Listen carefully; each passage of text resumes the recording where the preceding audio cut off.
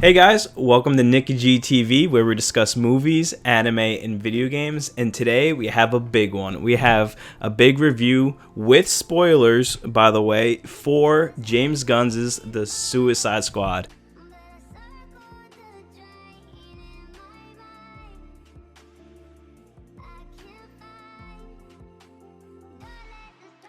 And today I am joined by my best friend, Craig. Craig, what's going on, man? How are you? Going on there, Nicky G? Chilling. So I got to see this movie on Friday. I'm actually in quarantine right now, so I watched it on stream on HBO Max. And did you see it in theater or you saw it on stream? Yeah, buddy. In theater? Saw it in theaters yesterday. Nice. Yeah, yesterday. Nice. So let's jump into it, man. What'd you think? What'd you think of the movie? Bro, I loved the movie. Every time I walk out of a movie, though, I'm way more hyped about it than I end up being like a week later. But I feel pretty confident in saying that I think this is my favorite DCEU movie. I think this is the best one. I still think Joker is probably my favorite, but that's not really within the DCEU. But within the DCEU, this is my favorite movie. Wow. Yeah, I mean, I thought it was absolutely incredible. I think they did an incredible job of separating the first one under the old director, and this one they killed off a lot of the cast. They didn't really answer questions with like this is spoilers, by the way. Spoilers. Yeah, open spoilers. They killed off a lot of the cast in the old one. They didn't really mention everything with like Will Smith and all that, but they kind of just like ignored all that. Brand new cast, brand new characters to get into, besides obviously Flag and Margot, Harley Quinn. But I thought it was absolutely incredible movie. They did a really good job of knowing its strengths and not taking itself too seriously. The movie was just like a goofy action film with like super villains that no one knows about or cares about, but you got to know the backstory of these people and you got to fall in love with them. And with that being said, Craig, who was your favorite character? Okay, so my favorite, you can probably guess, you know a little bit about who I am. The two characters I emotionally connected with the most was King Shark and the Rat. And I think you could have guessed that. Not even Rat Catcher, just the Rat. Oh, the Rat. You can know because Rocket and Groot are my favorite from the Guardians, so I always root to those the kind of like outcast characters. Those are my favorite. Best performance though, I think goes to Idris Elba. He was of course. He was amazing in this. And at first I thought first of all, by the way, I think, in the beginning, when they opened up with that first cast of Suicide Squad characters, it was, besides from Boomerang Man and Harley Quinn, I don't think anyone else was from the first movie, but I still took that as him sending a message to us. I took that first team getting absolutely annihilated as him saying a message like, okay, this is that first crew is kind of summarized the first movie, and I think he just quickly, without having to be too explainy in the beginning, he just told us, all right, that's done, that's not this is something different. And I think he subliminally, with that team, I think that was the message he was sending. But I agree 100%. But yeah, King Shark and the Rat were my two favorites. Yeah, I was actually a big fan of John Cena's Peacemaker. Oh yeah, everyone was great. I was thoroughly impressed by the way he acted. I thought he was really good. And for like the 5 minutes he was in the movie, Pete Davidson, freaking, I love him as an actor. Do you know that I didn't care anything about, first off, Boomerang Man in the first movie? Yeah. And within the 5 minutes, him and Pete Davidson's like bantering was hilarious. I was actually upset when they killed that team because I wanted some of the people on that team I wanted to see continue throughout the movie. Yeah. And like Weasel, like he was funny. Like there's a lot of like, I was actually laughing at a lot of parts. And I mean, the guy with the staff, I know Flula Borg plays him. Yeah, he was hilarious. Javelin, there we go. And that was a funny thing that it kept bringing back, where he like didn't finish his sentence of what Harley Quinn was supposed to do with it, and then she goes on like a little journey of trying to figure it out, and then she figured it out. It was like, oh man, it was brilliant writing, brilliant story, like basic story, like they're just infiltrating somewhere, making sure all the information is there, blowing it up, and then getting out. And then with Project Starfish getting out, Starro the Conqueror, whatever his name is, Destroyer. Spoilers, obviously. I thought that entire scene was great. I think they did that scene has a lot of symbolism because the whole movie Idris Elba doesn't care about these people. He's just doing it so his daughter doesn't get thrown in jail, who he actually, like, up front doesn't care about, but in his head and his heart actually cares a lot about his daughter. And then when they're fighting Starro, he utilizes everybody's strength accurately. Like, he tells King Shark to go eat. He tells Ratcatcher to bring out all the rats, and Margot Robbie, Harley Quinn, to get on the roof and jump into the eye. Like, I thought that was a lot of symbolism there. It was a good third act to utilize all the character strengths. And one thing I was telling my wife, Angela, that I actually didn't feel safe for any of these characters at any point in this movie. I thought anybody could have died at any point. And I think that was a huge strength. Yeah, absolutely. I like that now this team could, like, every movie with Suicide Squad can be, like, just a brand new team. Yeah, absolutely. I love that. And, like, there was rumors going around. It's probably true. I'm pretty sure they were confirmed that he just Googled, like, wackest, weirdest characters in a DC universe, and, like, Polkadot Man came up, and then he actually got us to feel for Polkadot Man and actually, like, start to care about this character, like a guy with whack powers and nothing, and, like, we don't know anything about him, but, like, I really cared about this dude because he had mental issues, and, like, even back to that Idris Elba point where he had he fell for the character. He literally said, hey, look, envision your mom there and go kill her. Like, insane. He was super powerful too. What do you think about that? Yeah, I was about to say, I 100% agree. This is, James Gunn is the best at taking characters that, like, are ridiculous and making you, like, fall in love with them and emotionally feel for them. I didn't even care about his powers. When they first showed his powers, I'm like, well, that's dumb. He literally shoots polka dots. I'm like, that's literally the dumbest thing that anyone can ever come up with. But then, like, as they're going into the story, I'm like, well, now I really care about this character. Yeah. And now I was upset at the end when he, spoilers, died, because they got you. It wasn't about the powers were, like, secondary to this whole storyline of he had this really terrible past with his mother who experimented on him, and he envisions everyone as his mother. And I like really felt bad for that guy. And I remember he did the same thing. He did the same thing with King Shark for me. There was, like, little nuanced things where you'd see King Shark looking out the window in the bus when he couldn't come out, like, at people. And I'm envisioning in his head that he's, like, confused about where he fits in the world. Like, what am I? How do I fit in with these people? What, you know what I mean? He has, like, nobody. And that scene where he sees all those other jellyfish type creatures who end up not being his friend in the end. And he's, like, so fascinated by them. I actually, like, emotionally am feeling for him. I'm like, this guy probably has no clue, you know, what he belongs to, who he is. He, like, feels for these, like, these, he sees these little jellyfish creatures and he finally feels like he belongs. And I remember James Gunn did the same thing with, like, Groot in Guardians 1 and Guardians 2, where, like, particularly in Guardians 1, where it's like the guy says absolutely no lines, but there's, like, these little nuanced things to show his character. Him making the flowers for that little girl, him sacrificing himself for the team. I'm like, he takes these characters that are absolutely ridiculous, and by the end, I'm like, I'm sitting on the edge of my seat. I was literally like, this is what I was doing towards the end of the movie.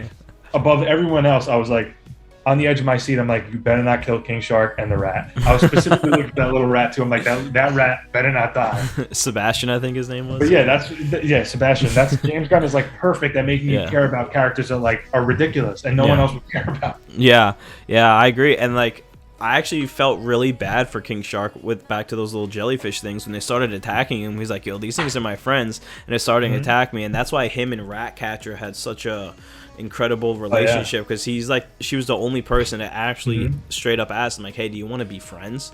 And I thought like he just did a really good job of giving us these throwaway characters. Like, literally he had to Google who these characters were, just throwaway characters, and made us feel for them. And I thought it was absolutely incredible. And I gotta say, it lived up to all the hype that we were getting. I mean, like 97% it was sitting at before it released on Rotten Tomatoes, and I think it's a 97% worthy film. I absolutely loved it. What do you think? I agree. I think the reviews that it has is justified. It did, like, it.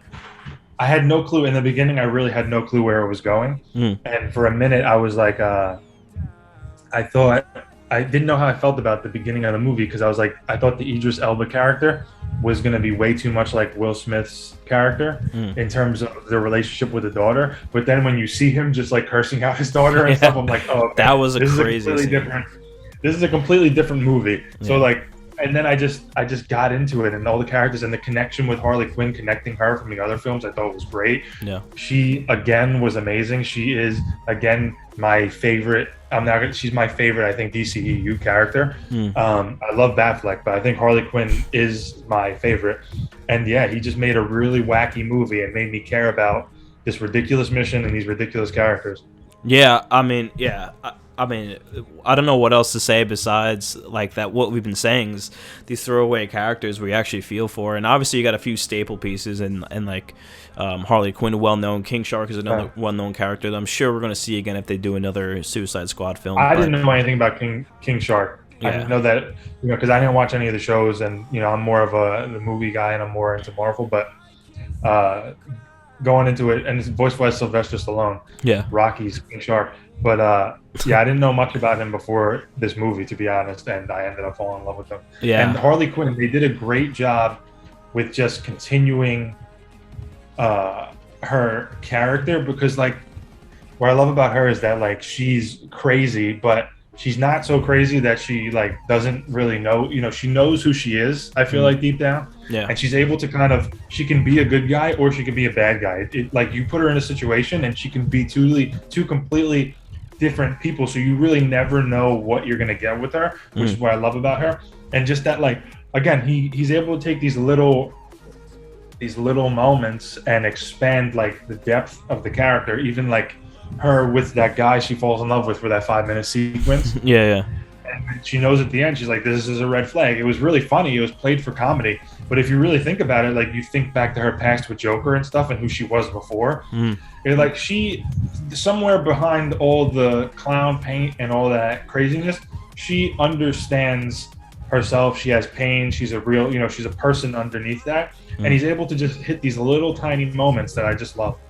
Yeah, that's what I was going to say as soon as you brought up Harley Quinn, was that scene with that guy with the red flag. It was like a little nod back to her relationship with the Joker, obviously, but they didn't explicitly say it, but it was enough info for us to like know. And that sequence when she's fighting out of the tower and you just see all the flowers and all the animation stuff going on in her head, I think that's a really good Love that. Yeah, it was like a good explanation of what's going on in her head at all times, why she's so carefree but like aware. It's because she could see, but like it's so animated and everything's around her. And I can't think of like a single thing that I wish was done better. I think the movie knew what it was going for and just ran with it the whole time. It was never intended to be like the super serious, story-driven, existential, continuous thing that goes on to the rest of the DCEU movie, that type of movie. It was just like let's have fun, action, gory film, and it hit every mark of that. What do you think? Do you think there was something you would like to change in the movie? I love the movie. If I had to nitpick anything, I think there's like two things or maybe three things that I would say. I thought the way that they did the transitions, I thought was really cool, like creative, going on to the next thing. Yeah. I thought a couple of them felt a little wobbly. The jumping between, I thought some of them were played out too long before you jump back to another, group. But other than that wasn't that big of a deal. This nitpick is like not really a negative because he did so good with these character moments. I just wish that he expanded them a little bit more, Yeah. like those little emotional beats with like King Shark and Harley Quinn. I wish there was just a little bit more of that. But again, that's like he made them so great. I just wish maybe he expanded on it a little bit.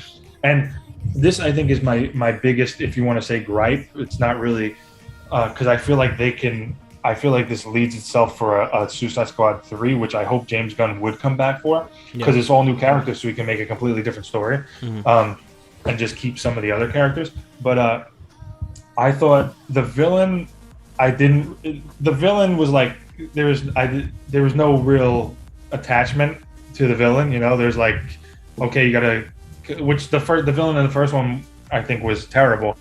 I like this villain way better. He was cooler looking, of course, it's more but there was no practical, too. motivation behind the villain. Like they hinted at something of like the people he was possessing saying, you know, I'm locked in here or something like that. Please help or something like that. Yeah. But I didn't really understand the motivation of the villain. What I thought actually, and this is what they just barely touched on, which I think leads to a sequel, is Amanda Waller. I thought she was. They flipped it. They made it that she was actually, you know, she was hiding secrets from the world. And we saw, of course, John Cena flipped and needed that hard drive. But I thought like that would have been really, really interesting if it turned into the Suicide Squad now versus the government, who is putting them out on these missions because they're actually trying to hide their own mistakes that they made. I thought that was really interesting. Of course, we needed that the Conqueror character for that storyline, but I thought maybe they should have expanded that a little bit more. But I think it does lead for now a part 3. Yeah, I think they did that on purpose. I think it was like a extension of the third act, where instead of just like, oh, they toppled the government, now they're getting out, it was like, oh, they need something that's going to completely reunify them after John Cena's Peacemaker split them. And they kind of mentioned like Thinker was literally like torturing Starro for like 30 years, so that's was kind of like why he was doing that. It was more of like a revenge thing. You had me locked up, I'm gonna go and lash out on you. Yeah, I just wish they gave us a little bit more, you know what I mean? Yeah, sure. They just found them in space, and that's all we know about him, pretty much. Yeah, because I feel like the character, the thing is, I actually, when they first showed me, when they first got into the place and Thinker was there, I actually felt for Starro. Yeah. So I felt like they could have played into that more, because then he's just toppling buildings and now, okay, I want him dead. But like they started off with me actually feeling bad for him. So I felt like they could have explained that a little bit more, and it would have been, I would have felt more of an emotional attachment and also more sad once they actually killed him. He had to be stopped, obviously, but I would have felt more emotionally connected and upset when they actually did it. But I don't know if the Peacemaker show will tie into that storyline of Amanda Waller, but I think the next Suicide Squad movie should, because I always thought that something was up with this woman, you know? Yeah. Because she's a little off in the head for even putting this whole thing together. So like the fact that now she's kind of the big villain behind it all, I think is a very interesting storyline that they should continue somewhere down the line. Yeah, I would love to see the Suicide Squad toppling that whole regime. Yeah, I can't remember the actress's name, but the woman who plays Amanda Waller, Viola Davis. Yeah, Viola. Yeah, she. I mean, so Amanda Waller is a big character, like a secondary, tertiary character in the comics as well as the animated films. If you watch any of the Suicide Squad or Arkham Knight, Escape from Arkham, I'm sorry, storylines, read them, watch the movies. Viola Davis does an amazing job of portraying the character as it's intended, and it's somebody who you could tell their sense of duty, that she's just trying to save her country and do what she's told, but she's like got an evil heart behind it. And I think they did an amazing job. And I felt the same exact way with Peacemaker. It's like he's just doing what he's told, and he just wants to get free in a weird sort of way. And he was willing to like kill his whole team to make sure that he was set free. So I'm actually thoroughly excited for this Peacemaker show. I'm gonna assume it's some sort of like prequel type thing, obviously, because he's dead. No, he's not. You didn't see the post-credit scene? Oh, I didn't even realize there was. Oh, let's hear this. Oh yeah, there's a post-credit scene. Yeah, he's alive. He's alive. Okay, so Yep. it might. I'll explain it to you. He's in the hospital bed, and you know the team that was working with Amanda Waller that turned on her, which, by the way, the blonde, I think she's blonde woman, is James Gunn's wife or girlfriend. Oh wow. That her and the other guy, and I think the other woman, I don't know, but they went in to see him. And he's laying in bed, but he is recouping. Okay, so yeah, maybe So I think it's a it'll continuation. be a continuation. Yeah. Yeah, okay. I mean, that's even better. I would love to see more of Yeah. Peacemaker, and I'm sure by doing a story going forward, you could just always do flashbacks of his past and stuff. Mhm. And I loved how he said, Idris Elba pointed it out. It's like, again, this movie just doesn't take itself seriously. When she was describing Peacemaker, and it was the same attributes Oh, that they yeah. had for Bloodsport. He's like, I thought Yeah. everybody was unique. I just thought it was great. No, I mean, very Oh, yeah, little, that was like great. easily explained away plot holes. Like it was just so Mhm. well. Like we said in the last video, this was a movie that James Gunn needed to save his career, and I think he did. I think it hit on all of his strengths. It was a fantastic movie, easily rewatchable, easily like connectable characters and people we could all relate to, and I just thought it was an absolutely A+ novel, like textbook film out of James Gunn. I agree, and to be honest, now I'm more excited for his future at DC than Marvel, and that's not something I ever thought I would say. Yeah. Obviously, we have Guardians 3 coming out, which I'm very much looking forward to. But especially since DC seems to, as much as you know, I'm a diehard Marvel fan. I got my Iron Man tattoo. It seems that, like, especially with a filmmaker like James Gunn, being able to be at a studio like DC, like Warner Brothers DC, and they just say, "Here, we're taking the reins off. You do whatever you want." His sensibilities for something like that, with an R rating, and just being able to do whatever he wants, not having to worry about fitting it into the continuation of a universe. It was continuing storylines, but it didn't. You know what I mean? It didn't affect anything that came before it. They set us up with those characters right away. They didn't get to explaining in the beginning of Suicide Squad. So, like, being able to let him kind of just do what he wants, free reign to do whatever. I feel like I'm more on board for that, and that seems to be what DC is offering him. So I'm very much looking forward to his future at DC. Yeah. And like with that being said, is there a world with Bob Chapek in charge that Disney brings him back? Do you even go back if you're James Gunn? Well, he's going back, so he's doing Guardians 3 right Yeah, now. after Guardians. After He's Guardians. doing Guardians 3. I mean, would Chapek get involved in that? Maybe he would. It really depends, because I know before he was fired, he wasn't just doing the Guardians movies. He was also working with Kevin Feige to build out the galaxy of Marvel, of the MCU. Yeah. Like the space, the universe outside of Earth and what we know. So he was actually working with James Gunn on building all that out. So he had a bigger role than just directing the Guardians movies. I'm not sure when he came back if that was continued. I don't know if that's continuing with him and Feige now once he came back. If I was Kevin Feige, I would 100% want James Gunn back. I think Chapek, who's a numbers guy, if he was to get involved with this, would see the numbers on Suicide Squad, because I'm going to assume it's going to have very good box office and the critic score, and just see dollar signs. You know what I mean? Yeah. So I would say I think now the power is more with James Gunn than it is with Disney and Marvel. Yeah. I think I don't know, would he want to come back? I feel like with James Gunn, maybe he's a guy who maybe now wants to do something else for a little and then come back, maybe in the future. But it would depend on the character. If they kind of let him do what he wants, which he said that Marvel, he had to do stuff with the Infinity Stones and obviously keep the continuity. Sure. But he was able to try to do his own thing. Yeah. I think if Feige gives him a character sweet enough, or crazy enough, he might be like, yeah, okay, I'll do this. So I don't know that he's done at Marvel. I think he might take a break for a while and play with DC a little bit longer and then come back. But I don't think he's done. Yeah. I mean, I don't know if you need to. I mean, you were literally just given a crap ton of money to just go out and do your thing, and free reign, no hard PG-13 cap, no lack of continuity. I mean, there's no really tying in character outside of Harley Quinn. But I just thought, I mean, with all the success this movie has, I don't even know if Warner gives him the option, but I don't know if you need to. Just continue making fire movies with no hard cap, with a ton of money, and have critical success, and you can literally just do whatever you want at that point. But he might want to go back to doing some smaller independent films as well, because that is how he came up. Yeah. he obviously is a big nerd, so he wants to play in those big, if DC and Marvel is like, hey, you want to use our characters? I'm sure he's a guy who grew up with them and has always wanted to play with them.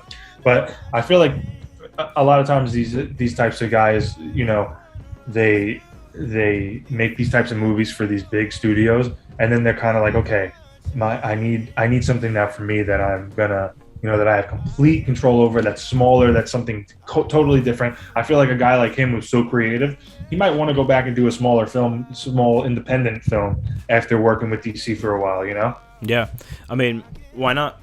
You have some hard credentials behind you now, and if you could just do whatever you want to do, people are probably just going to go see it anyway. So I agree with that.